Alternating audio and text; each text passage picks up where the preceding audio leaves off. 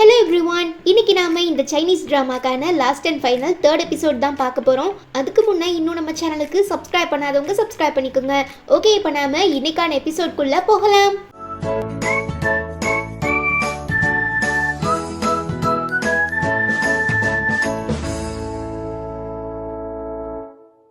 அப்புறம் ஹீரோயினை கடத்திட்டு வந்த லில்லி, உங்க 2 பேருக்கு நடுவில் பாடி ஸ்வாப் ஆன விஷயம் எனக்கு தெரியும்னு சொல்ல, அதான் நான் ஹீரோயின் இல்லைங்கிறது உனக்கு ஏற்கனவே தெரியும்ல, அப்புறம் எதுக்காக அவளை விட்டுட்டு என்ன கடத்தினு ஹீரோ கேட்க, அதனால எந்த பிரச்சனையும் இல்லை. பிகாஸ் உங்க 2 பேரோட பாடியில யாருக்கு டேமேஜ் ஆனாலும் கண்டிப்பா இம்பாக்ட் 2 பேருக்குமே இருக்கும்.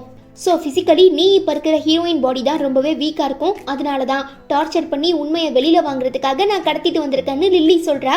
இன்னொரு சைடு நம்ம ஹீரோவை தேடிட்டு இருக்கும்போது, நீ எதுக்காகவும் கவலைப்படாதமா, ஹீரோ ரொம்ப தைரியமான ஆளு, எப்படியும் திரும்ப வந்துருவான்னு சித்தப்பா சொல்லவும், ஆமா ஹீரோ நல்லபடியா திரும்ப வருவான்னு நானுமே நம்புறேன்னு சொல்ற ஹீரோயின் அதுக்கப்புறம் ரியலைஸ் பண்ணி, நாங்க பாடி ஸ்வாப் ஆன விஷயம் உங்களுக்கு தெரியுமான்னு கேட்க, அப்ப அது ரூமர் இல்லையா, உண்மைதானா, ரொம்ப சூப்பர், இதை தான் நானுமே எதிர்பார்த்தேன். அன்னைக்கு ஹீரோயின் கம்பெனியோட அப் அண்ட் டவுன்ஸ் எல்லாத்தையும் கிளியரா சொன்னப்பயே எனக்கு சந்தேகம் வந்தது.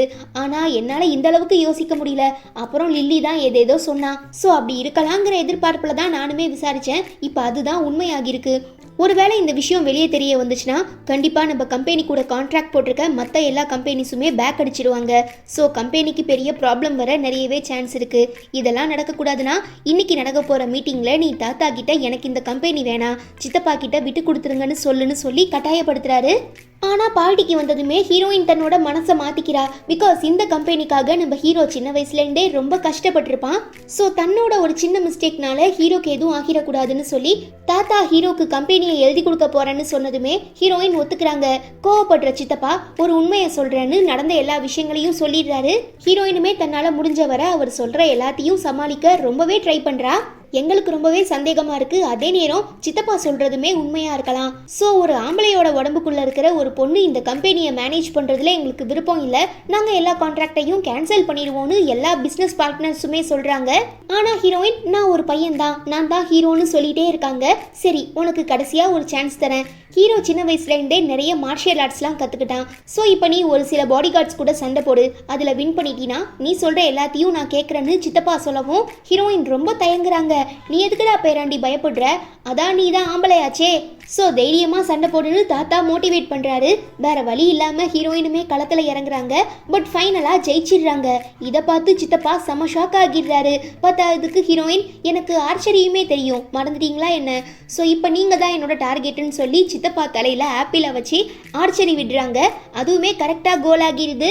ஆனால் என்ன, உயிர் பயத்தில் சித்தப்பா தன்னோட பேண்ட்டை ஈரமாக்கிடுறாரு. இங்க பாருங்க, எக்காரணத்தை கொண்டும் எங்க சித்தப்பா பேண்ட்டை ஈரமாக்கின விஷயத்த நீங்க வெளியில போய் யார்கிட்டையும் சொல்லக்கூடாது. அப்படி ஏதாவது நடந்தது அப்புறம் நான் உங்க பிசினஸ் கான்ட்ராக்டை கேன்சல் பண்ணிடுவேன்னு ஹீரோயின் மிரட்டுறா. அப்புறம் ஒரு வழியா இந்த பிரச்சனையை சமாளிச்சு நம்ம ஹீரோ அந்த கம்பெனியோட அடுத்த வாரிசு ஆனதுக்கு அப்புறம் ரொம்ப கஷ்டப்பட்டு ஹீரோயின் இருக்கிற இடத்த கண்டுபிடிச்சி லில்லி கூட ஃபைட் பண்ணும்போது அவ ஹீரோ முதுகுல கத்தியால குத்திடுறா. ஸோ அவன் மேலே போலீஸ் கம்ப்ளைண்ட் கொடுத்து ஜெயிலுக்கு அனுப்புனதும் ஹீரோவை ஹாஸ்பிட்டலில் அட்மிட் பண்ணுறாங்க. மயக்கத்தில் இருக்கும்போது சின்ன வயசில் இறந்து போன நம்ம ஹீரோவோட அம்மா அப்பா, எங்கள் மரணத்துக்கு நீ எப்போ நியாயம் வாங்கி தரப்போற, நாங்கள் 2 பேரும் சாதாரண ஆக்சிடெண்ட்டில் இறக்கலை, எங்களை பிளான் பண்ணி கொண்டுட்டாங்க. ஸோ எங்களுக்கு ஒரு நல்ல பையனாக இருக்கணும்னா சீக்கிரமாக எங்கள் மரணத்துக்கு காரணம் யாருங்கிறத கண்டுபிடிச்சி சட்டத்துக்கு முன்னே நிறுத்துன்னு கட்டாயப்படுத்துகிறாங்க. கண் விழிச்சதும் நம்ம ஹீரோயினுக்கு எப்படி இந்த விஷயத்த ஹீரோ கிட்ட கேட்கறதுனே தெரியல. பிகாஸ் அவன் ஹர்ட் ஆகிடுவானோன்னு பயந்துட்டு இருக்கும்போது நம்ம ஆளு ரொம்பவே கேரிங்கா லவ்வோட பார்த்துக்கவும், எனக்கு இதெல்லாம் பத்தாது, ஒரு கிஸ் வேணும், தர முடியுமான்னு கேட்க, உனக்காக நான் என் உடம்பையே கொடுத்துட்டேன், கிஸ் தானே, ஒரு மேட்டரே இல்லைன்னு ஹீரோ பக்கத்தில் வரும்போது கரெக்டாக தாத்தா பார்த்துடுறாரு. சரிப்பா நீங்கள் கண்டினியூ பண்ணுங்கன்னு சொல்ல, அதெல்லாம் வேண்டாம் தாத்தா, நான் போய் ஹீரோக்கு சாப்பாடு வாங்கிட்டு வந்துடுறேன், நீங்கள் பேசிட்டு இருங்கன்னு சொல்லிட்டு வெளியில் வந்துடுறா. இதுதான் கரெக்டான சான்ஸ்னு சொல்லி நம்ம ஹீரோயின் தாத்தா கிட்ட ஹீரோவோட அம்மா அப்பாவோட மரணத்தை பற்றி கேட்கும்போது, வாழ வேண்டிய வயசுல உன்னோட அம்மா அப்பா 2 பேரும் இறந்துட்டாங்க, அதுக்கப்புறம் நான் தான் உன்னை பார்த்துக்கிட்டேன். அதே நேரம் உன்னோட அம்மா அப்பா மரணம் இன்னை வரைக்குமே ரொம்ப மர்மமா இருக்கு. இதுக்கு காரணம் யாருங்கிறத கண்டுபிடிக்க நானுமே பல வருஷமா முயற்சி பண்ணிட்டு இருக்கேன். ஆனா என்னால முடியலன்னு சொல்ல, நீங்க யார் மேலேயாவது சந்தேகப்படுறீங்களா தாத்தான்னு ஹீரோயின் கேட்கவும், வேற யாரு, உன்னோட சித்தப்பன் தான், எல்லாரும் அரசல் புரசலா அப்படிதான் சொல்லிட்டு இருக்காங்க. ஒருவேளை அவன் தப்பு பண்ணியிருந்தானா என்னோட மகன்லாம் பார்க்க மாட்டேன், சட்டத்துக்கு முன்ன நிறுத்தி தண்டனை வாங்கி கொடுப்பேன்னு சொல்லிட்டு தாத்தா அங்கேருந்து போனதும் நம்ம ஹீரோயின் கேட்டுக்கிட்டதுக்காக ஹீரோ கிஸ் பண்றாரு. அப்புறம் என்ன, அடுத்த செகண்டே 2 பேரோட பாடி ஸ்வாப் ஆகிடுது, ஒரிஜினல் பாடிக்குள்ள வந்துடுறாங்க. நெக்ஸ்ட் ஹீரோயின் வெளியில வந்ததும் திடீர்னு ஒருத்தர் பிடிச்சி இழுக்கிறதுனால தன்னை கடத்துறாங்களோன்னு நினைச்சு பயப்படுறா. கத்தாதமா, நானுமே உங்களில் ஒருத்தன் தான். ஹீரோ அம்மா அப்பாவோட மரணத்துக்கு காரணமா இருந்தவங்களை கண்டுபிடிக்கிறதுக்கான அண்டர் கவர் ஏஜென்ட் தான் நான். இப்போ என்கிட்ட ஒரு சில முக்கியமான எவிடன்ஸுமே இருக்கு. எங்க நான் மாட்டிக்கிட்டா இந்த எவிடன்ஸை யார்கிட்டயும் கொடுக்க முடியாதோங்கிற பயத்துல தான் பொறுப்புல இருக்கிற உங்ககிட்ட கொடுக்குறேன்னு சொல்றாரு. ஹீரோயின் ஹீரோ கிட்ட இந்த விஷயத்த இன்ஃபார்ம் பண்ணிடுறா. நம்ம ஹீரோவுமே அதை நல்லா அனலிசிஸ் பண்ணிட்டு எங்கள் அம்மா அப்பா மரணத்தை கண்ணால் பார்த்த சாட்சி ஒருத்தர் இருக்காராம். ஸோ நான் அவரை மீட் பண்ணி நடந்த எல்லா விஷயங்களையும் பற்றி விசாரிச்சா இது எல்லாத்துக்குமே காரணம் யாருங்கிறத கண்டுபிடிச்சிடலான்னு சொல்லிட்டு ஹீரோ கிளம்பி போகிறான். அந்த ஆளு ஆதாரம் வேணும்னா எனக்கு நிறையவே காசு வேணும்னு சொல்ல நம்ம ஹீரோ நிறைய காசு கொடுத்து ஆதாரத்தை வாங்கினதும் உன்னை ஏமாத்துறதுக்காக தான் இங்கே வர வச்சேன். பிகாஸ் உன்னை போட்டு தள்ளுறதுக்காக ஏற்கனவே எனக்கு ஒருத்தர் நிறைய காசு கொடுத்துட்டாரு. இதுக்கப்புறம் நீயுமே உங்கள் அம்மா அப்பா கூட சந்தோஷமா இருன்னு சொல்லி நம்ம ஹீரோ முகத்தில் ஒரு பாய்சனை அடிச்சுட்டு அந்த வயசானவர் வெளியில் வந்தா இது எல்லாத்துக்குமே காரணம் ஹீரோவோட சித்தப்பான்னு தெரியுது. நீங்கள் சொன்ன மாதிரி உங்கள் சொந்தக்கார பையனை நான் போட்டு தள்ளிட்டேன், பேசினபடி எனக்கு $50 மில்லியன் கொடுங்கன்னு கேட்க சித்தப்பாவுமே ஒரு பெரிய சூட்கேஸ் நிறைய பணத்தை அள்ளி அள்ளி கொடுக்கவும் சந்தோஷமாக வாங்கிட்டு போகிறான். பட் சித்தப்பா தன்னோட ஒரு ஆட்கள் அனுப்பி எந்த ஒரு சாட்சியும் இருக்கக்கூடாதுங்கிறதுக்காக அந்த மனுஷனை போட்டு தள்ளிடுறாரு. ஹீரோ செத்து போயிட்டான். இதுக்கப்புறம் தனக்கு யாருமே போட்டிக்கு இல்லைங்கிற சந்தோஷத்தில் சித்தப்பா இந்த விஷயத்த தன்னோட அப்பாவான தாத்தா கிட்ட சொல்லவும் என் பையனையும் என் மருமகளையும் தான் என்னால் காப்பாற்ற முடியல, இப்போ என்னோட பேரனையும் நான் பறி கொடுத்துட்டு உட்காந்துருக்கேன்னு பயங்கரமாக அழுகுறாரு.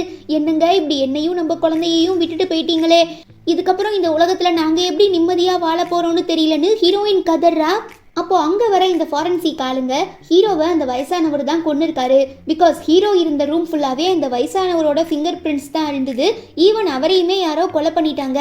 அதனால நாங்கள் இதோட இந்த கேஸை க்ளோஸ் பண்ண போகிறோம்னு சொல்லவும் அப்பா நம்ம மேலே யாருக்கும் எந்த சந்தேகமும் வரலன்னு சொல்லி குஷியாகிடுற சித்தப்பா. சரிங்கப்பா, இப்போ உங்களுக்கு அப்புறம் அடுத்த வாரிசு யாருன்னு கேட்க என் மூத்த பையனான உன்னோட அண்ணா ஹீரோவோட அப்பா அடுத்த வாரிசாக இருப்பான்னு நினச்சேன். பட் அவனுமே அல்பாயுஸில் போய் சேர்ந்துட்டான். இப்போ ஹீரோக்குமே அதே கெதி. ஸோ வேற வழியில் நீ தான் இந்த குடும்பத்தோட அடுத்த ஹயர்னு சொல்லவும் சித்தப்பாக்கு சந்தோஷம் தாங்க முடியல. இவ்வளோ பெரிய விஷயத்தை நாம் பண்ணிட்டு அதை மறைக்க ட்ரை பண்ணுறோங்கிறதையே மறந்துட்டு தன்னோட சந்தோஷத்தை வெளிப்படுத்திடுறாரு. அப்போனா நீ போட்ட பிளான்லாம் சக்ஸஸ் ஆகி உன்னோட அண்ணாவை கொன்னதுக்கு அப்புறம் கூட இப்படி தான் சந்தோஷப்பட்டியான்னு தாத்தா கேட்க பரவாயில்லையே கண்டுபிடிச்சிட்டீங்க போல, இதெல்லாம் எப்போ தெரியும்னு கேட்கவும் எனக்கு உன் மேலே ஆரம்பத்துலேருந்தே சந்தேகமாக இருந்தது, இப்போ தான் அதுக்கான ஆதாரம் கிடைச்சிது. ஸோ இப்போ நான் நினச்சா கூட உன் மேலே போலீஸ் கம்ப்ளைண்ட் கொடுத்து உள்ளே அனுப்பலாம். பட் நீ என்னோட பையனா போயிட்டேங்கிற ஒரே காரணத்துக்காக தான் உனக்கு நான் இந்த தடவை எக்ஸ்கியூஸ் கொடுக்குறேன். திரும்ப திரும்ப இந்த மாதிரி முட்டாள்தனமாக பண்ணிட்டு இருக்காதுன்னு தாத்தா திட்டுறாரு. யாரை பார்த்து முட்டாள் நீங்கள் தான் எல்லாத்துக்குமே காரணம். என் அண்ணாக்கு கொடுத்த அதே உரிமையை எனக்கு கொடுத்துருந்தீங்கன்னா நான் இப்படி மாறி இருக்க மாட்டேன். எல்லா விஷயத்துலையும் மூத்த பையன் இவன் தான் வாரிசு, இவனுக்கு தான் எல்லா சொத்தும், கம்பெனியை இவன் தான் பார்த்துக்கணும்னு என் அண்ணாவை எப்போதுமே புகழ்ந்தீங்க. ஆனால் என்ன கண்டுக்காம விட்டுட்டீங்க. அதனால தான் உங்கள் மேலே இருந்த கோபத்தில் உங்கள் கம்பெனியை நான் வாங்கணுங்கிறதுக்காக என்னோட அண்ணாவை கொலை பண்ணது மட்டும் இல்லாமல் இப்போ அவனோட பையனோட மரணத்துக்குமே காரணமாக இருந்திருக்கேன். ஆனால் இதுக்கு எந்த ஆதாரமும் இல்லைன்னு சொல்ல சித்தப்பு நீ ரொம்ப தப்பு கணக்கு போட்டுட்ட, நான் இன்னும் சாகலைன்னு ஹீரோ சொல்ல செம்ம ஷாக் ஆகிடுறாரு. ஆனால் நீ தான் செத்துட்ட, அங்கே எந்த ஆதாரமும் கிடைக்கலன்னு ஃபாரன்சிக் ஆளுங்க சொன்னாங்கன்னு சித்தப்பா கேட்க அந்த ஃபாரன்சிக் ஆளு உண்மையான ஆஃபீஸர் கிடையாது. என் கூட ஒரு ட்ராமாவில் நடித்த பையன், அவன் ஸ்கில் ரொம்பவே நல்லா இருந்தது, அதனால தான் காசு கொடுத்து நான் அவனை நடிக்க கூட்டிகிட்டு வந்தேன்னு ஹீரோயின் சொல்லவும் சித்தப்பாக்கு அல்ல. சரி, இந்த எல்லா விஷயத்துக்குமான ஆதாரத்தை எப்படி நீங்க கேதர் பண்ணீங்கன்னு கேட்கும்போது தான் அவரோட பிஏ, அதாவது அந்த மாஸ்க் மேன் நடந்த எல்லா விஷயங்களையும் ரிவீல் பண்றாரு. நான் இத்தனை வருஷம் வேணும்னா உங்களுக்கு விசுவாசமா இருந்திருக்கலாம், பட் நானும் ஹீரோவோட அப்பாவும் சின்ன வயசுல இருந்தே ஃப்ரெண்டா இருந்தோங்கிற ஒரே காரணத்துக்காக தான் என்ன அக்கௌண்டண்டா வச்சிருந்தாரு. ஆனா நீங்க கொஞ்சம் கூட மனசுல பாசமே இல்லாம உங்க சொந்த அண்ணாவை கொன்னது மட்டும் இல்லாம அவரோட பையனையும் கொண்டு இந்த வீட்டோட வாரிசாக ஆசைப்பட்டீங்க. அதனால தான் உங்க மேல சந்தேகப்பட்டு நான் உங்க கூடவே இருந்து நீங்க பண்ண எல்லா தப்புக்குமான ஆதாரத்தை கலெக்ட் பண்ணிட்டு பேசினபடி உங்க அப்பா கிட்ட கொடுத்துட்டேன். இதுக்கப்புறம் யாரு நினைச்சாலும் உங்களை காப்பாற்ற முடியாதுன்னு மாஸ்க் மேன் அக்கௌண்டன்ட் சொல்லிடுறாரு. அப்புறம் என்ன, சித்தப்பாவை நல்லா கட்டி போட்டு தன்னோட அப்பா அம்மா கல்லறைக்கு அழைச்சிட்டு வந்து நீங்க சொன்ன மாதிரி நான் உங்க மரணத்துக்கு காரணமா இருந்தவனை கண்டுபிடிச்சிட்டேன், இவன் தான் உங்களை கொலை பண்ணியிருக்கான், ஆனா இவன் உங்க தம்பி, எனக்கு இதுக்கப்புறம் என்ன பண்றதுனே தெரியலன்னு ஹீரோ ரொம்ப எமோஷனல் ஆகிடுறான். தப்பு யார் பண்ணியிருந்தாலுமே தப்பு தான். ஸோ நம்ம ஒரு தடவை இறக்கப்பட்டோன்னா அது நமக்கு தான் பிரச்சனையாகிரும். என்னோட பையனா இருந்தாலுமே பரவாயில்ல, தப்பு பண்ணியிருக்கான், ஸோ நான் போலீஸ் கம்ப்ளைண்ட் கொடுக்க போறேன்னு தாத்தா சொல்லிடுறாரு. கட் பண்ணா சில நாட்களுக்கு அப்புறம் தாத்தா ஹீரோ கிட்ட, இன்னும் எத்தனை நாளைக்கு தான் நீ ஹீரோயினை கல்யாணம் பண்ணிக்காம இருக்க போற? என்னோட கொள்ளு பேரன் பிறக்கும் போது அவன் எல்லா விஷயத்துலையும் லீகலா இருக்கணும். இப்போ நீங்க 2 பேரும் மேரேஜ் பண்ணிக்கிட்டா மட்டும்தான் அவனுக்கான எல்லா சர்டிஃபிகேட்டும் கிடைக்கும். ஃபியூச்சர்ல அவனுமே நம்ம குடும்பத்தோட வாரிசாக முடியும்னு சொல்லி வெட்டிங் ரிங்கை கொடுக்குறாரு.